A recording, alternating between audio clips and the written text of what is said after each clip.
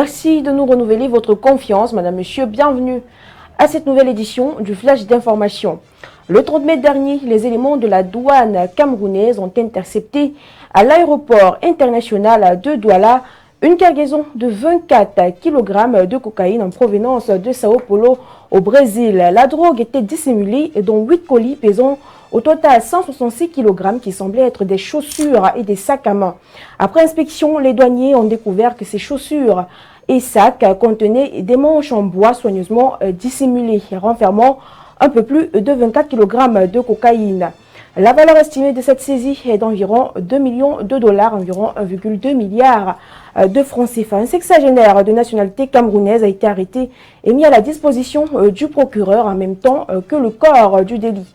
Cette opération a été menée par les éléments de la subdivision commerciale de Douala Aéroport. La prise a été rendue possible grâce à une surveillance de 2 semaines supervisée par le commandant de la subdivision Nga Fort. Une saisie spectaculaire qui témoigne des efforts des autorités camerounaises dans la lutte contre le trafic de stupéfiants. Toujours au Cameroun, la région du nord-ouest du Cameroun a enregistré un autre acte de violence ce 3 juin 2024 suite à une attaque perpétrée par des séparatistes. Un civil a été tué lors d'une attaque armée. Ces événements tragiques continuent de marquer la crise qui sévit dans cette région où les tensions entre les séparatistes et les forces gouvernementales restent vives. Amnesty International a documenté des crimes relevant du droit national et des violations des droits humains commis par les forces de défense et de sécurité camerounaises, les milices et les séparatistes armés dans la région anglophone du nord-ouest. Ces violations incluent les homicides illégaux, les meurtres, des violences sexuelles et des enlèvements. Les militants et les personnes qui dénoncent ces actes font l'objet de représailles de la part des autorités et des séparatistes armés. L'on célébrait le 1er juin dernier la journée internationale de l'enfance dans de nombreux pays. Cette journée vise à sensibiliser la population à l'éducation, à la santé, à la sécurité et au bien-être général des enfants. Elle est particulièrement fêtée dans les anciens pays communistes, notamment en Chine, où les enfants n'ont pas classe ce jour-là et défilent dans les rues. Cette journée a été inspirée par une conférence mondiale sur la protection de l'enfance tenue à Genève en 1925 et a été officiellement instituée par la Fédération démocratique internationale des femmes lors d'une réunion à Moscou en novembre 1949.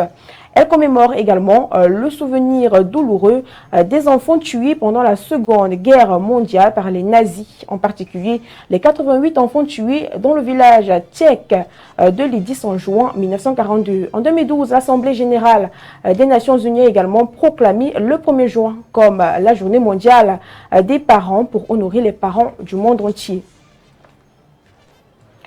Et en Afrique du Sud, lors des élections générales, l'ANC, African National Congress, au pouvoir depuis 30 ans, a perdu la majorité absolue. C'est une première historique depuis la fin de l'apartheid. L'ANC n'a obtenu que 159 sièges sur les 400 du Parlement. En conséquence, il devra former une coalition. Du côté de l'opposition, les contestations se multiplient et la dernière en date est celle de Jacob Zuma. Ce dernier, ancien président sud-africain et chef du parti Nkoto Wiswiz, a demandé à la commission électorale indépendante de ne pas annoncer ni publier les résultats officiels définitifs, alléguant des irrégularités dans le scrutin. Au Soudan, la situation demeure préoccupante et la faim persiste dans de nombreuses régions du pays. Les conflits, les déplacements de population et les problèmes économiques ont contribué à cette crise humanitaire. Les organisations internationales travaillent dur pour fournir de l'aide alimentaire et des ressources aux personnes touchées. Parlons de coopération dans cette première édition du Flash de la semaine pour souligner que la Chine a exprimé son engagement à soutenir la Zambie dans la gestion de sa dette alors que que des progrès significatifs ont été réalisés dans les négociations pour sa restructuration. Lors d'une conférence de presse régulière à Pékin, la porte-parole du ministère chinois des Affaires étrangères Mao Ning a souligné l'importance du rôle de la Chine dans ce processus et a réitéré la volonté de son pays d'aider la Zambie à surmonter ses difficultés financières. En tant que bon ami et bon partenaire de la Zambie, la Chine prend au sérieux les préoccupations de la Zambie concernant la dette. Elle a rappelé que la Chine avait été le premier créancier officiel international à offrir un allègement de la dette à la Zambie et qu'en tant que coprésidente du comité officiel des créanciers pour la Zambie, elle avait joué un rôle déterminant dans les progrès significatifs accomplis. La contribution de la Chine est bien reconnue par la Zambie et la communauté internationale. La Chine continuera de coordonner avec les parties concernées pour faire avancer les travaux de suivi concernant le traitement de la dette de la Zambie. Cette déclaration met en lumière la reconnaissance des efforts de la Chine par la communauté internationale et renforce son image de partenaire fiable pour les pays en développement. Dans le traitement des questions de dette des pays en développement, la Chine adopte une perspective à long terme axée sur l'aide au développement.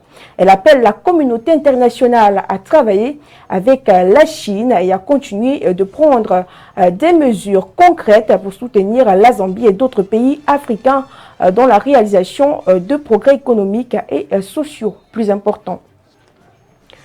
Alors que l'on croyait la fin de la partie du match FECAFOOT-MINSEP terminée, la remise en jeu a été sifflée ce 3 juin 2024 avec la confiscation des équipements de jeu des Lions indomptables par la Fédération camerounaise de football. Cet acte de la fédération est une réponse violente de l'instance fêtière après que son staff a été débouté au Hilton Hotel le 2 juin dernier. À cet effet, la fédération camerounaise de football a publié un communiqué pour donner sa version des faits. Nous vous en donnons d'ailleurs la teneur.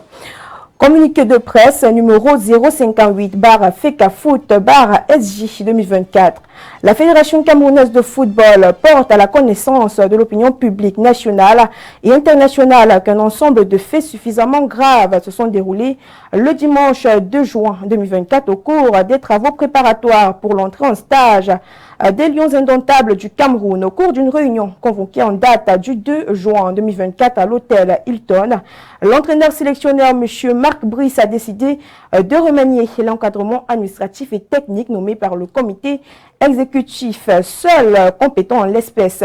Par ailleurs, l'hôtel choisi par ce dernier, pour des raisons que la FECAFOOT ignore, a refusé le paiement convenu depuis plusieurs jours pour des commodités d'hébergement. De même, la FECAFOOT a constaté que des individus présents sur place prennent un certain nombre d'initiatives à la demande du ministère des Sports et de l'Éducation physique.